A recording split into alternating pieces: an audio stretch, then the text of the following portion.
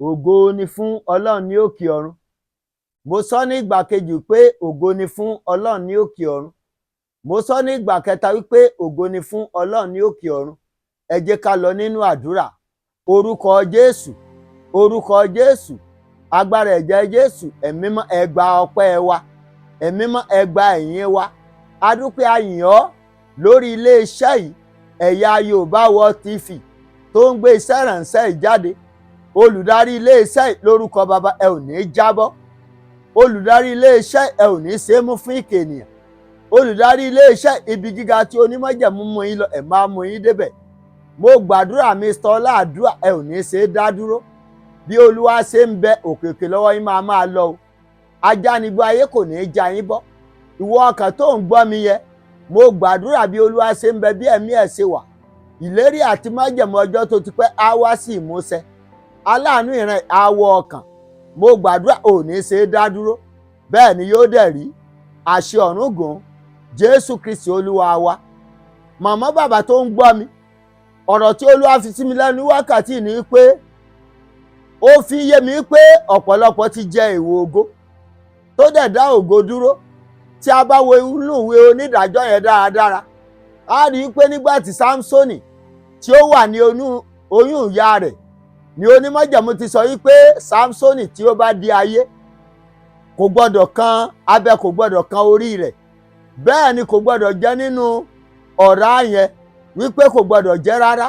Ṣùgbọ́n nígbà tí Sámsónì tó dé inú ayé, ìyá rẹ̀ kò rántí sọ fún wípé nígbà tó bá dé inú ayé o, wípé abẹ kò gbọdọ̀ kan orí rẹ̀, o sì gbọdọ̀ gbé obìnrin nínú Filistin. Ṣùgbọ́n nígbà tí Sámsónì tó wáyé tán tó dé inú ayé yìí, obìnrin ó lọ fẹ́ obìnrin ní Filistin tó kó bá ògo ayé rẹ̀. Kí mo fẹ́ fàyọ ni pé obìnrin yóò wá fi ẹ̀tàn mú Sámsónì láti jẹ́ kí irun orí rẹ̀ ó di fífá. Ó fi ẹ̀tàn mú Sámsónì wípé kó jẹ nínú ìtó ní kó má jẹ bí oyin yẹn. Ó jẹ lọ jẹ́ ó dẹ̀ so ògo nù. Màmá tó ń gbọ́ mi, bàbá tó ń gbọ́ mi, èmi ò fẹ́ mọ èèwọ̀ ògo tí ìwọ ti jẹ tó ti mú kí ògo kó pòórá nínú ayé rẹ̀. Ṣùgbọ́n mo gbà ládùúrà ìwọ ọkàn tó ń gbọ́ mi lọ́wọ́lọ́wọ́, èèwọ̀ ògo tí èmi àti ìwọ ti jẹ tó dá ògo dúró, lórúkọ Jésù ó yá gba ìtúsílẹ̀. Lórúkọ Jésù ó yá gba ìdáǹdè. Mo gbàdúrà sí olóbìnrin láti sí ọ ni tó gba ògo sọnù lọ́wọ́ rẹ̀, sí ọtí mímu la fi kàn ọ́ ni tó jẹ́ kó o so ògo nù. Mo gbàdúrà bí o bá lè rí àmì ṣe níbi tó ti ń gbọ́ mi yẹn, èèwọ̀ ògo tá a ti mú ọ jẹ yẹn tó fi sọ ògo nù, ẹ̀mọ́ kó dáa padà fún ọ. Ògo yẹn ẹ̀mọ́ kó dáa padà fún ọ. Mo wá gbàdúrà níbi tó ti ń gbọ́ mi yẹn, àmì ni kó o ṣe. Ìmọ́lẹ̀ ògo tí àwọn èèyàn ní kò ní tàn nínú ayé rẹ̀, ẹ̀mọ́ kó tàn án jáde. Ìmọ́lẹ̀ ògo tí àwọn ẹjùnilórí kò ní tàn, ẹ̀mọ́ kó tàn án jáde. Mo gbàdúrà nínú ògo ìwọ màmá tó ń gbọ́ mi yìí, ìwọ bàbá tó ń gbọ́ mi yìí, Amẹ́ríkà ló ti ń gbọ́ mi ni, USA ló ti ń gbọ́ mi ni, Nàìjíríà ló ti ń gbọ́ mi ni. Ó yá lọ rógò rẹ lò, ó yá lọ rógò rẹ lò. Mo gbà ládùúrà bí Olúwa ṣe ń bẹ bí ẹ̀mí ẹ̀ ṣe wà. Ó ní ògo ti ìkẹyìn yóò pọ̀ ju ti ìṣáájú lọ. Àmì ni kó o ṣe màmá. Ògo tí wọn ò rí lò nídìílé bàbá rẹ, ògo tí wọn ò rí lò nídìílé màmá rẹ, ẹ̀mọ́ kó kó lé ọ lọ́wọ́, ẹ̀mọ́ kó kó lé ọ lọ́wọ́.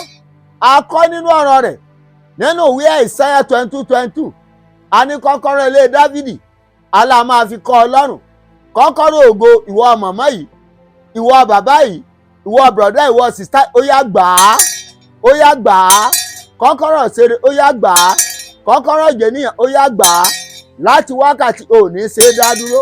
Gbogbo ibi tó lè fẹsẹ̀ rẹ tẹ̀, ìwọ bàbá yìí ni mò ń bá wí, ìwọ sìstá yìí ni mò ń bá wí, ìwọ dádì yìí ni mò ń bá wí, ìwọ mọ́mì ni mò ń bá wí.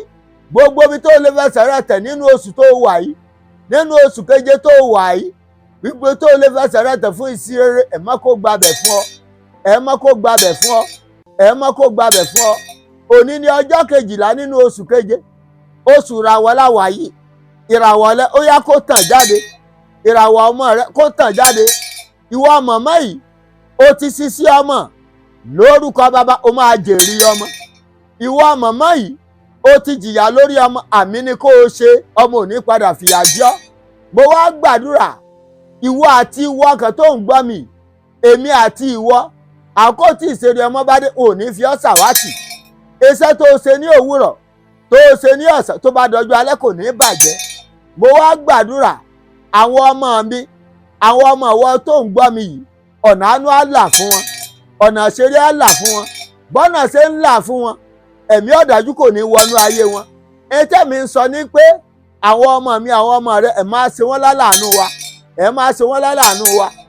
Ọjọ́ tòní lórúkọ Jésù wàá mọ̀ sí rere, wàá mọ̀ sí rere. Mo sọ̀rọ̀ àṣẹ jáde, ọ̀rọ̀ jáde, àṣẹ tẹ̀lé.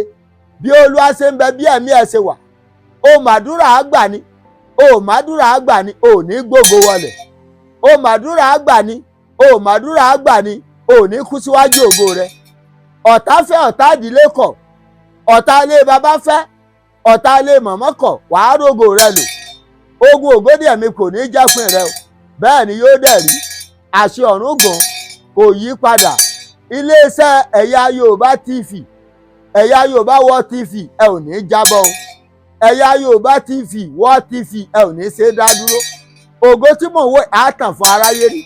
Láàárín àwọn TV tó kù ó yẹ lọ tayọ. Olùdarí iléeṣẹ́ yìí, mo pa láṣẹ ni, mi ò dá lábàá, ẹ ò ní ṣe dá dúró. Òkè òkè lọ́wọ́ yín máa lọ. Ajá ni bó ayé kò mọ̀ ní já yín bọ̀. Aṣẹ́yìn lórí ayé kò ní sẹ́yìn lórí. Mo wá gbàdúrà fún Mr. Ọláàdúrà, ẹ ò ní ṣe dá dúró. Bí Olúwa ṣe ń bẹ, bí ẹ̀mí ẹ̀ ṣe wà. Àwọn kan ṣiṣẹ́ ìwọ̀n ṣe débi ògo, ẹ máa ṣe débi ògo. Ẹ máa ṣe débi ògo. Bẹ́ẹ̀ ni yóò rí. Orúkọ mi ni Evangelist Tolúwaláṣẹ Akinola Akínwálé láti iléeṣẹ́ ìránṣẹ́ Weep No More Kérúbù and Séráfù tó tẹ̀dó sí Àkànrán Road.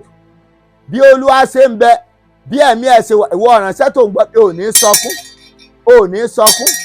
Fún ẹ̀bì àdúrà tàbí ìgbaniníyànjú, WhatsApp nọ́mbà mi lélẹ́yìí: 091 34 30 65 63. Gbọ́ WhatsApp nọ́mbà mi lẹ́ẹ̀kan sí: 091 34 30 65 63.